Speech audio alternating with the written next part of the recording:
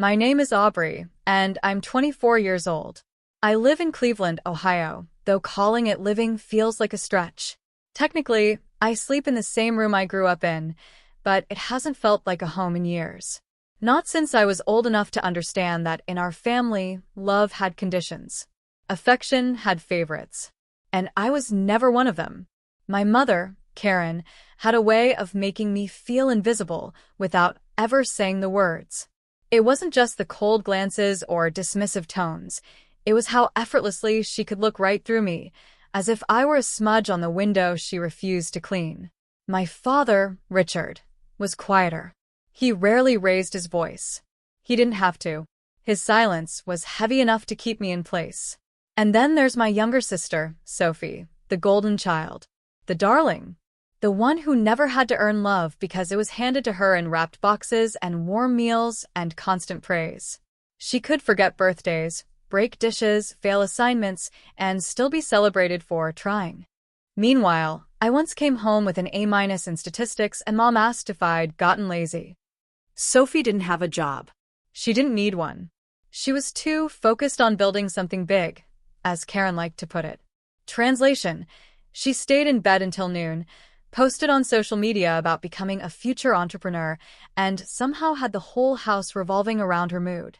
I, on the other hand, worked part-time at a local bookstore and took evening classes at community college. I paid rent to stay in the only place I could afford, my childhood room. I did my own laundry, cooked my own meals, and still got notes on the fridge like, "Hope your real family fed you." But I had a plan. A real one. Ever since I was 17, I dreamed of becoming a family crisis counselor, someone who could help other people escape the kind of homes that looked normal from the outside but were burning from the inside. I applied to a competitive certification program out of state. I didn't tell anyone. Not because I was hiding, but because I didn't want their eye rolls, their sarcasm, their judgment. I wanted this one thing to be mine. And when I got the acceptance email, I stared at it for 5 full minutes before I cried. Quiet tears. The kind you shed when you feel a crack of light in a life full of darkness. I knew the tuition wouldn't be cheap, but it felt worth it. This was my way out. I didn't have any savings. No one to co-sign a loan. No one to ask. But I had one thing of value, a vintage wristwatch passed down to me by my late grandfather, William. It was the only thing he left me. The only person who ever made me feel like I mattered. He wore it every day. I used to trace its edges when he told me stories about standing up for what's right, even when no one else stood with you. Selling it felt like betraying him. But I told myself he would have understood. He always told me I had more strength than I believed. So I walked into a quiet pawn shop on the edge of town, handed it over, and took the cash in trembling fingers. I came home and tucked the envelope beneath my pillow. It wasn't just money. It was the price of freedom. 5 days until the payment deadline. 5 days until my life would begin. But deep down, I knew better than to trust too much light in a house built on shadows. Because in this family, even the good things never lasted. The house was too quiet when I walked in that evening, too still, like the moment before a storm. I remember thinking it felt off, but I ignored it. I took off my coat, set my bag down, and went straight to my room. My fingers were already itching to touch the envelope again, to feel the soft paper, the weight of something that was mine. But when I reached under my pillow, it wasn't there. At first, I didn't panic. Maybe I'd moved it. Maybe I'd been too cautious and hid it in a drawer. I checked my nightstand. Nothing. I opened every dresser drawer, lifted the mattress, pulled books off the shelves. Nothing. The envelope was gone. My stomach dropped. I froze in the middle of my room, breath catching in my throat. No one else knew about the money. No one else should have even been in my room. Unless. I stormed down the hallway and into the kitchen. Mom, Karen, sat at the table sipping her usual evening coffee, scrolling through her phone like she hadn't just shattered my future. Across from her, Sophie leaned on the counter, eating chips and laughing at something on her screen. "Where's my envelope?" I asked. My voice cracked despite my best efforts to keep it steady. Karen didn't look up. "What envelope?" "You know exactly what envelope. The one under my pillow." She blinked, slow and deliberate. Oh, that. Sophie needed help with some startup costs. She's finally doing something productive. We helped her out. My jaw dropped. That was my money. I earned it. I sold Grandpa William's watch for that. Karen finally looked at me, and the coldness in her eyes chilled me to the bone. That watch belonged to this family. It wasn't just yours. He gave it to me, I said, my voice shaking. It was mine. That money was for my tuition. For a certification program. I finally got in. Karen scoffed. So dramatic. You live under this roof. We all sacrifice for each other. Sophie's future matters too. No, I said, heat rising in my face. She does nothing. She hasn't lifted a finger in this house, ever. And you just gave away the only thing I had, without even asking me? Sophie rolled her eyes. Relax, Aubrey. You act like you're the only person who struggles. I turned to her. You've never struggled a day in your life. Karen stood up now, mug in hand. That's enough. You're being selfish. Selfish. I whispered. After everything I've done to survive in this house? I work. I study. I pay rent. And you steal from me for her? Karen's face darkened. You watch your tone. No, I said, louder this time. You don't get to take from me and then call me ungrateful. Grandpa gave me that watch because he knew. He knew I didn't belong here. A heavy silence filled the room. Then Karen set her mug down slowly and said, Don't you dare use William to guilt-trip me. That money came from this house. You owe us. You're not better than us. I never said I was better, I said quietly. But I was finally trying to get out. You didn't just take my money. You took my future. Karen turned her back to me, dismissing me like I wasn't even standing there. Sophie snorted and walked past, brushing my shoulder like I was in her way. I stood frozen in the middle of the kitchen, hands clenched into fists, heart pounding in my ears. This wasn't just theft, it was erasure. Erasure of everything I had fought so hard to hold on to. The last piece of my grandfather. My independence. My hope. And the worst part? No one cared. I walked back to my room like a ghost, pulled the door shut behind me, and sat on the edge of my bed, staring at the space where the envelope used to be. My head spun with disbelief. My eyes burned, but no tears came. I felt too hollow to cry. That night, I didn't sleep. I just sat there, in the dark, wondering what it was about me that made them think I didn't deserve anything of my own. And deep inside, a single thought began to grow. Small, sharp, and steady. They will regret this. The next morning, the house was full of the smell of burnt toast and Karen's humming. It was almost cheerful, like nothing had happened. Like she hadn't just ripped my life apart and handed it to my sister wrapped in entitlement. I stood in the hallway for a full minute, hand hovering near the wall, trying to decide whether to enter the kitchen or skip breakfast altogether. My stomach turned just thinking about seeing them again. But I needed to eat something. I hadn't had dinner the night before, and the ache in my belly reminded me I couldn't survive on anger alone. When I walked into the kitchen, Karen was stirring eggs on the stove like she was hosting brunch for a charity event. Sophie was at the table, scrolling through her phone, looking as relaxed as if she hadn't just benefited from my stolen future. I quietly walked over to the counter and reached for a slice of bread. That's not for you, Karen snapped, without turning around. I paused. It's just bread, I replied. She turned, spatula still in her hand. After your behavior yesterday? I cook for people who respect me. I blinked at her, completely stunned. Respect you? I echoed. You took everything I had. Everything I was working for. Karen narrowed her eyes, lips tightening. Watch your tone, young lady. I'm done watching my tone, I said, louder now. You stole from me. You gave away the last piece of Grandpa William the First had, without even asking me. And I'm supposed to show respect. Sophie sighed dramatically from behind me. Here we go again. I ignored her. You keep treating me like I'm some burden. But I pay rent. I work. I don't ask for anything. And still, you act like I owe you my silence. Karen stepped closer, her face inches from mine. Don't raise your voice in my house. I'm not raising my voice, I said, voice steady but trembling. I'm finally telling the truth. And then it happened so fast I barely saw her move. Her hand came across my face with a sharp crack that echoed off the walls. The sting bloomed instantly across my cheek, hot and humiliating. I stumbled back, the taste of blood rising in my mouth. My ears rang. For a second, I couldn't even breathe. Sophie gasped, but it wasn't out of concern. It was the kind of gasp someone gives when things get interesting, like a reality show twist. You will not speak to me that way again, Karen hissed. You walk around here with your pity stories and your attitude like you're owed something. You're not. You are nothing without us. My vision blurred, not from the hit, but from the sheer weight of it all. You need to leave, she said suddenly. I blinked. What? You heard me. Pack your things and get out. I don't care where you go. But you won't live in this house while disrespecting me.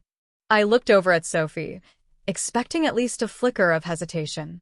But she didn't even glance at me. Her fingers kept scrolling, like this was just background noise to her pampered little world. Dad. I called, unsure why I still expected anything from him. But he didn't come. Of course, he didn't come. He was probably in the living room, pretending not to hear. That was his specialty: silence, distance, denial. Karen stood with her arms folded, blocking the kitchen doorway. You have until tonight. I turned around and walked back to my room, face burning, eyes dry. I didn't cry. I didn't scream. I didn't beg. I just started folding my clothes into a bag. Every movement felt robotic, like I was watching someone else go through the motions. I packed only what I could carry. No one came to check on me. No one asked where I was going. No one cared. By the time the sun dipped below the Cleveland skyline, I stepped outside with one duffel slung over my shoulder and closed the front door behind me. I stood on the porch for a moment, breathing in the cool air like it was the only thing that still belonged to me. I was 24 years old, broke, and homeless, not because I had failed, but because the people who were supposed to love me had decided I wasn't worth keeping. And for the first time in my life, I knew one thing with complete clarity. I was never going back. The sky was fading into a soft gray when I stepped off our porch for the last time. I didn't slam the door. I didn't shout anything dramatic. I just walked away, quiet and hollow, with my duffel bag slung over one shoulder and a stinging red mark still burning on my cheek. I had nowhere to go. No secret savings.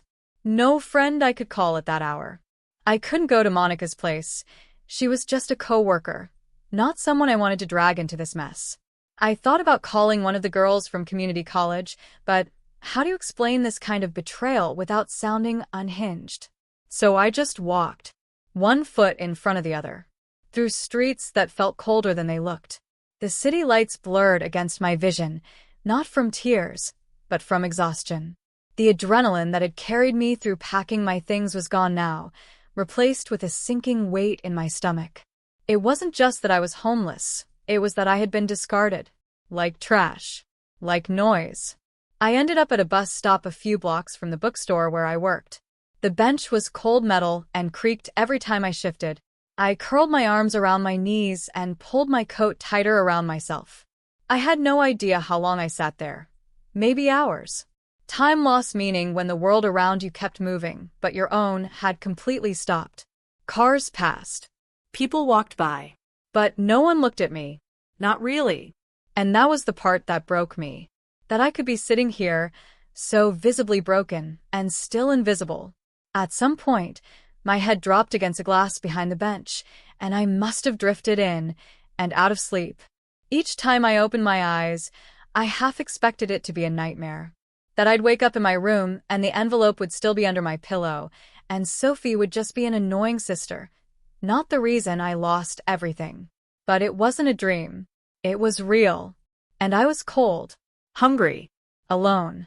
By sunrise, I forced myself to get up.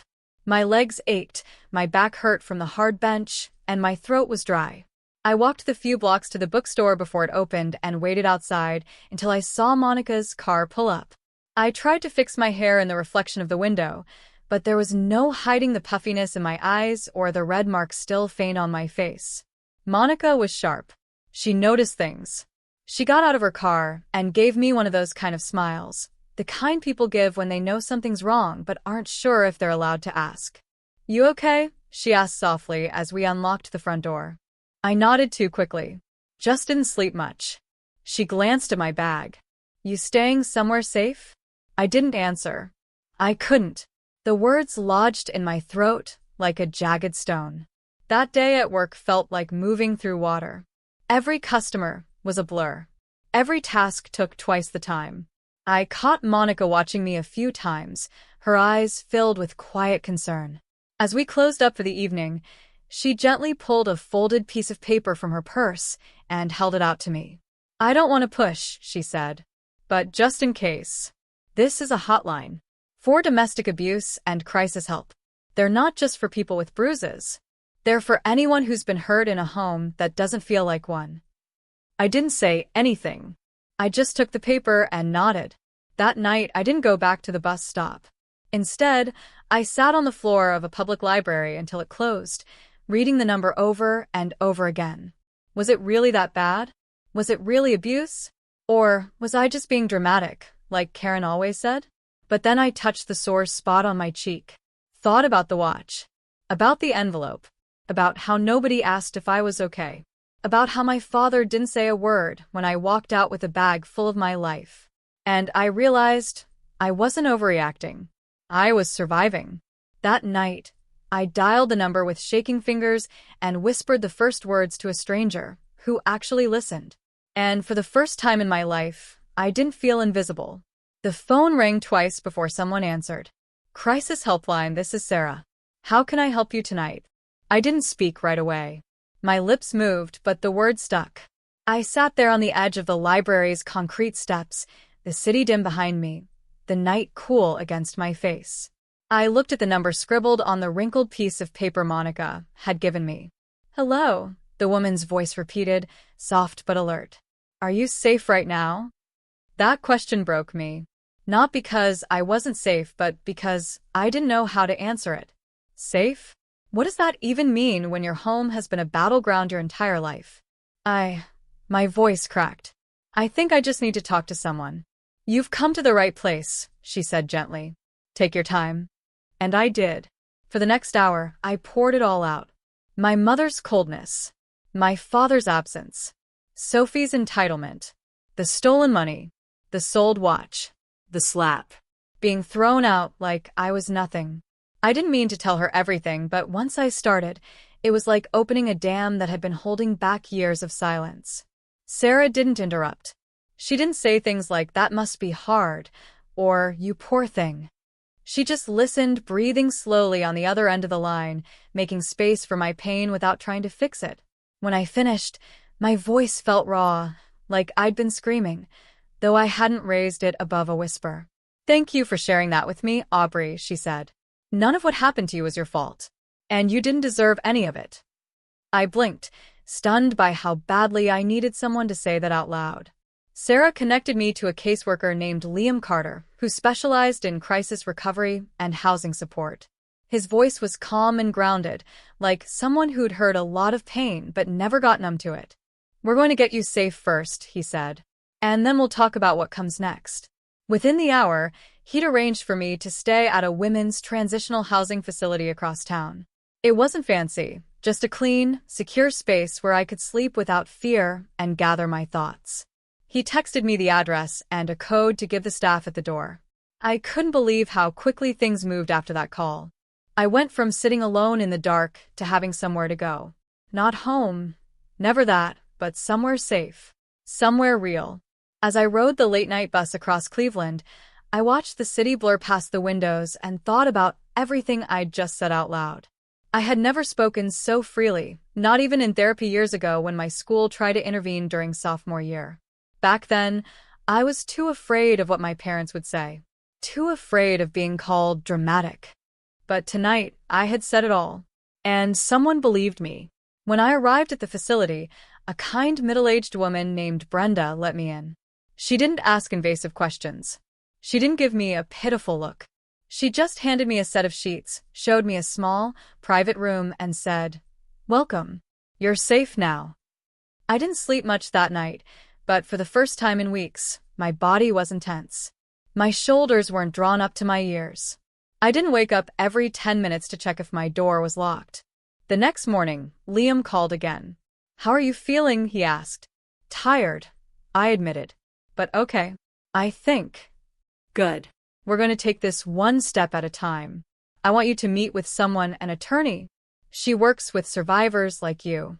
Her name's Rachel Moore, and she's one of the best." I hesitated. "An attorney?" "We're not talking lawsuits right now," he said. "Just a conversation. But if you're ready to stand up for yourself legally, we'll support you every step of the way." I stared at the phone in my hand after he hung up, feeling something unfamiliar bubbling in my chest. Not fear, not dread, possibility. For the first time in my life, I felt like I had options. Like my voice actually meant something. Like maybe, just maybe, I wasn't broken beyond repair. And maybe what they tried to silence in me was the very thing I needed to rebuild. I had never set foot in a police station before. Just walking through the glass doors made my palms sweat. The air smelled like stale coffee and disinfectant, and the fluorescent lights overhead buzzed faintly. Everything inside looked more ordinary than I had imagined, and somehow that made it scarier. I was escorted to a quiet room in the back with 2 chairs, a desk, and a folder already waiting. Liam met me there, his calm presence grounding me like an anchor in rough waters. "You're not alone," he reminded me as we sat down. A few minutes later, a female officer with kind eyes and a professional tone entered. She introduced herself as Officer Green and offered me water. I took it with shaky hands, not because I was thirsty, but because I needed something to hold on to. "Take your time," she said.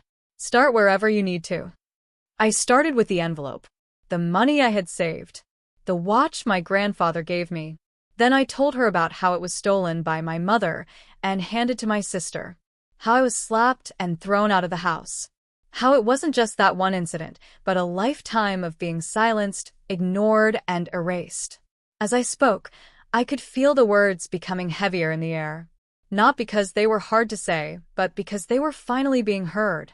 I pulled back the collar of my shirt and showed her the fading red mark still visible across my cheek. Liam had already helped me get a medical assessment at the clinic near the shelter. The nurse had taken photos and documented everything: the swelling, the bruising, the psychological impact. Officer Green asked careful questions. She didn't prod. She didn't question my memory. She just took notes, nodded, and gently clarified details when needed. When it was over, she looked at me with a seriousness that made me sit a little straighter. "We're going to file this under domestic assault, physical harm, and unlawful appropriation of personal property," she said. "You're an adult, so it doesn't fall under child abuse statutes, but it's still a criminal case. Your statement is strong, and you've provided credible evidence. You've done the right thing coming forward."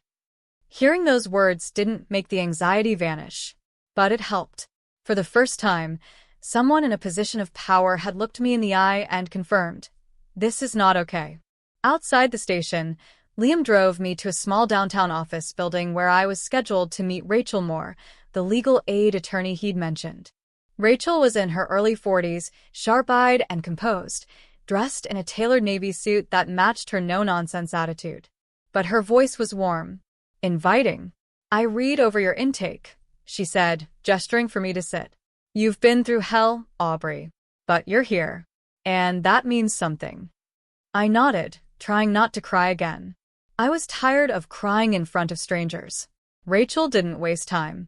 She asked detailed questions about what had happened, what was taken, and how long the pattern of abuse had gone on. She reviewed the police report, photos, medical documentation, and even a written character reference Monica had emailed over. "You've got a solid case," Rachel said, flipping through the pages. "We're not just looking at assault. We're looking at theft, coercion, and emotional abuse.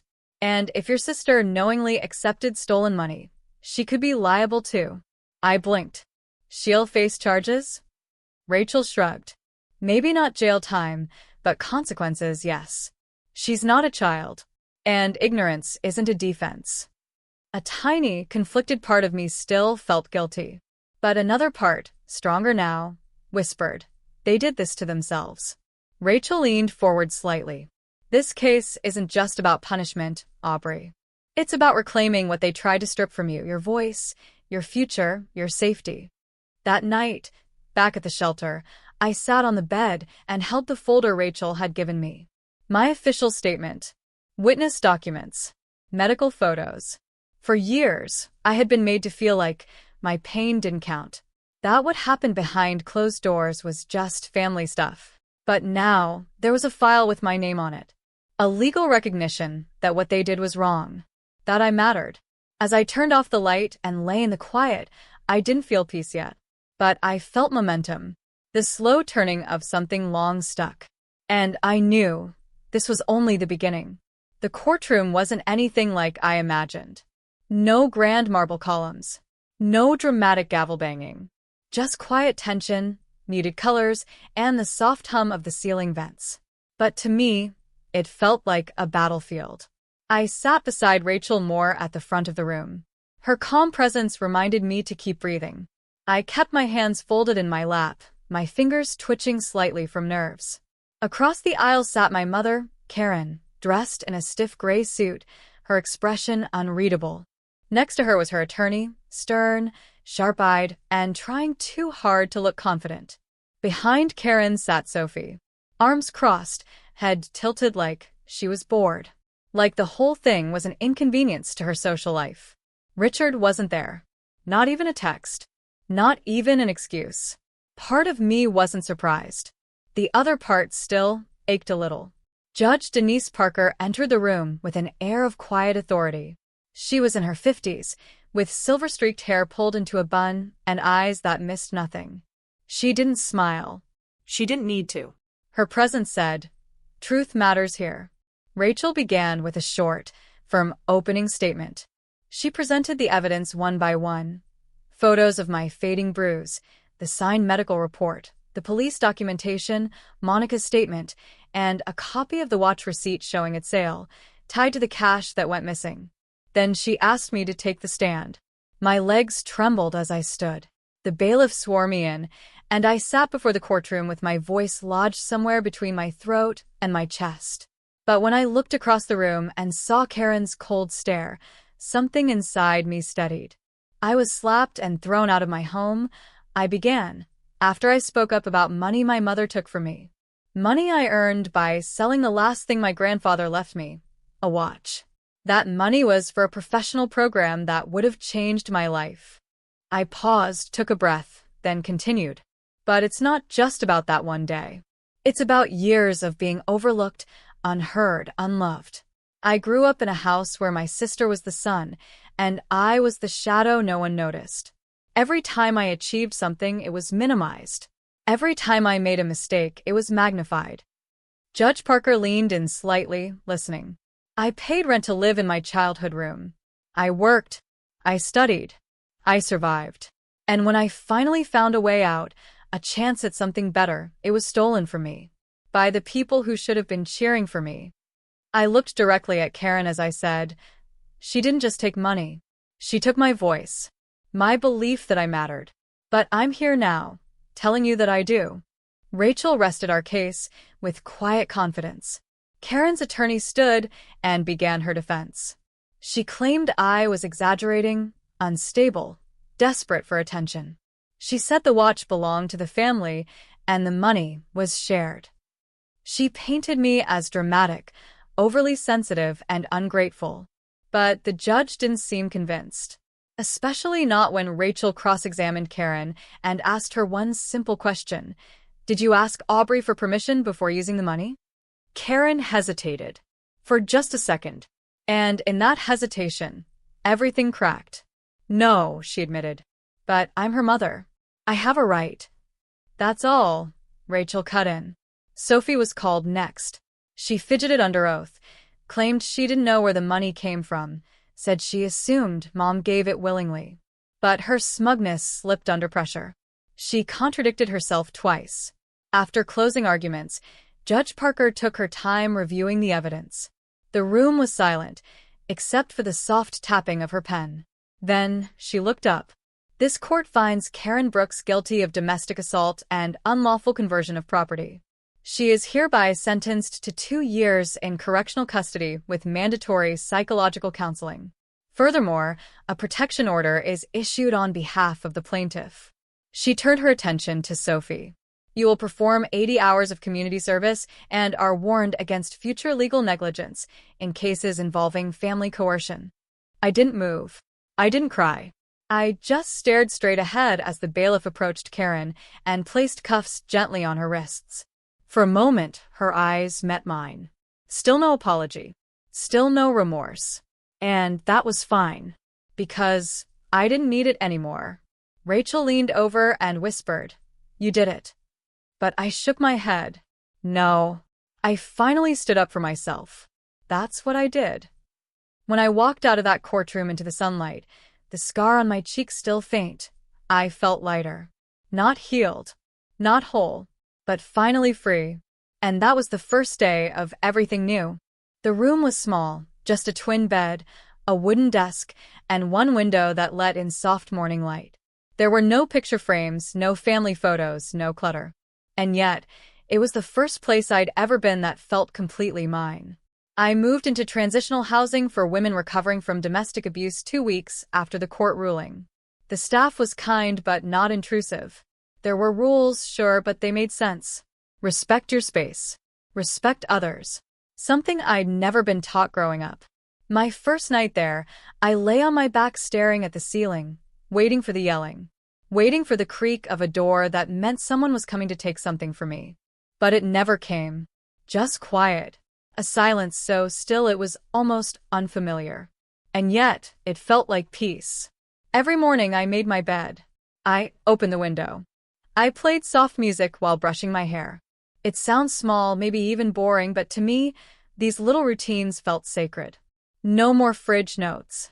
No more side eyes. No more being told what I was allowed to want.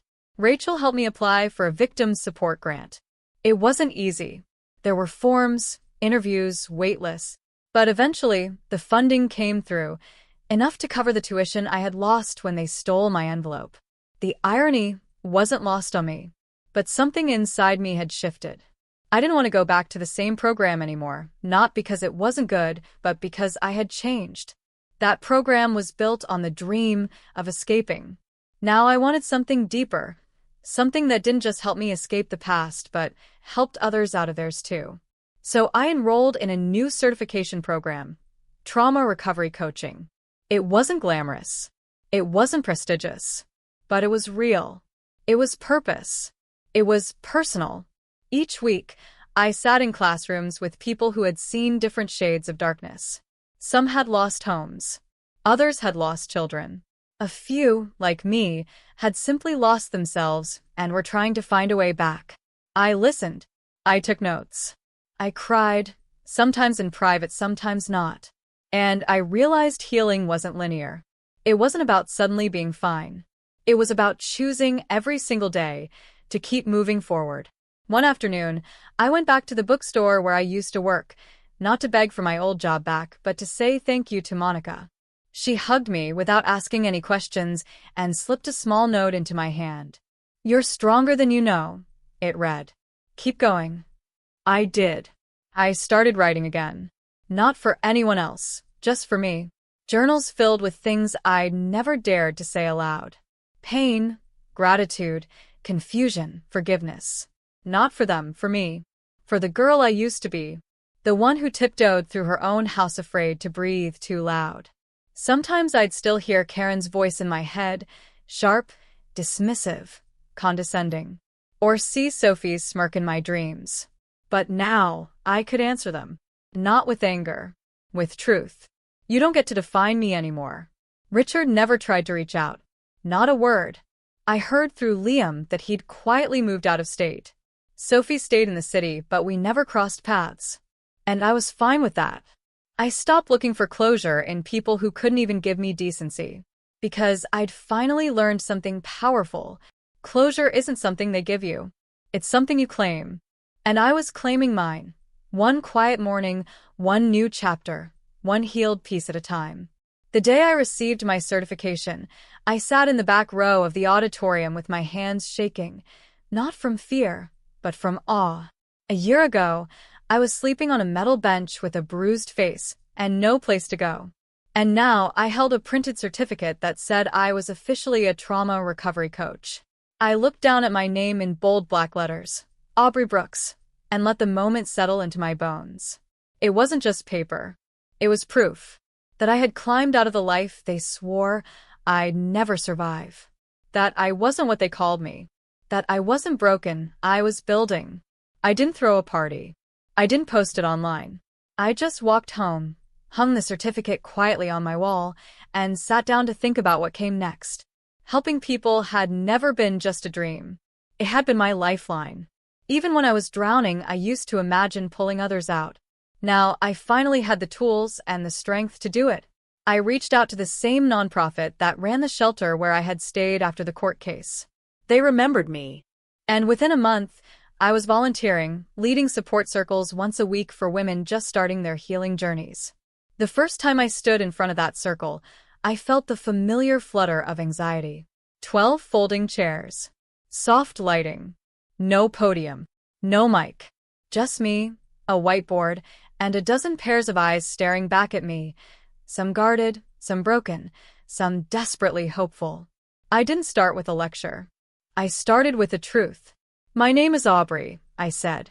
And I know what it feels like to be hurt by the people who were supposed to love you.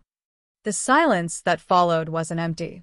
It was full of shared pain, of recognition, of trust being born. From that moment, I knew I was exactly where I needed to be. Every week, new women joined. Some young, some older, some carrying fresh wounds, others hiding decades-old scars. Some had children. Some had lost them. Some had never told their story out loud until that room. And I listened. I didn't try to fix them. I didn't offer cliches. I offered space. Because that's what I had needed. Not someone to solve me, just someone to see me. I created a name for our group. Rise from Silence. It felt fitting. Because silence had once protected our abusers. Now, we were reclaiming it for healing. We didn't cry every session. Sometimes we laughed. Sometimes we sat in comfortable quiet. Sometimes the greatest victory was just showing up. One night, a 19-year-old girl named Kayla came to group for the first time. She was thin, jittery, wearing sleeves too long for spring. She didn't speak during the session. Just listened. Afterward, I found her sitting alone, staring at her hands. She looked up at me and said, "You said your mom hit you." I nodded. "So, I'm not crazy?" "No," I whispered. "You're not crazy. You're surviving." She burst into tears and leaned into my arms, shaking. In that moment, I understood something that no textbook or certification could teach. That the greatest form of healing isn't saying, "I'm okay now." It's looking into someone else's brokenness and saying, "I see you. I believe you. I'm with you." I didn't save Kayla. I didn't save anyone. But I walked beside them while they learned how to save themselves. And in doing so, I kept saving the parts of me that were still healing too. My apartment is small, but it's filled with light. I painted the walls soft blue and kept a little potted plant by the window that I haven't managed to kill yet. I keep Monica's note pinned to the fridge. "You're stronger than you know." I work part-time as a trauma coach and part-time at a youth resource center. I still see Liam once in a while. He likes to check in, not out of obligation, but out of care. Rachel and I exchange holiday cards this year. She wrote, "Keep making waves." Some nights, I still dream of Karen's voice, of the kitchen, of that slap. But when I wake up, I remind myself, I don't live there anymore. Not in that house. Not in that silence. Not in their story. I have my own now. 2 years after I left that house, I stood behind a podium with a soft spotlight above me and a quiet auditorium waiting to hear my voice. On the screen behind me, my name appeared in clear letters. Aubrey Brooks, trauma recovery coach, founder of Rise from Silence. I stood there for a moment, hand resting gently on the wooden lectern, and let the silence settle. Not the kind of silence that once haunted me, but a new kind. One that listened. One that honored. Then I spoke. "My name is Aubrey," I began, voice steady. "And 2 years ago, I was standing barefoot on the front porch of my childhood home with a duffel bag in one hand and a bruised face I didn't yet realize was the beginning of my freedom. I told them everything. About the watch. About the envelope. About the slap that ended it all. But more than that, I told them what came after. How a stranger on a phone line reminded me I wasn't alone. How a caseworker gave me tools to fight back. How a legal system I had feared finally gave me justice. And how healing didn't come wrapped in apologies, but in small, quiet choices to keep going anyway. I watched as heads nodded, eyes welled, hands held still in the quiet reverence of shared truth. My mother told me I was nothing without her, I said. But standing here tonight, I realize I was never hers to define. The room erupted in applause. Not polite applause. Real. Full. Rattling applause that made my eyes sting in a way I hadn't expected. After the event, people lined up to meet me. Survivors. Advocates. Mothers. Daughters. A teen girl with shaking hands told me, "You made me feel like maybe I'm not broken."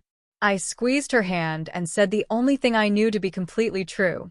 "You're not. You're rising." That night, I walked home through downtown Cleveland under city lights that sparkled like stars had fallen into the sidewalks. I didn't rush. I didn't keep my head down. I took my time, like I had finally earned the right to take up space in a world that once tried to shrink me. Back in my apartment, I poured tea into my favorite mug, the one that says, "You are not what they did to you." And I believed it. Not just as a mantra.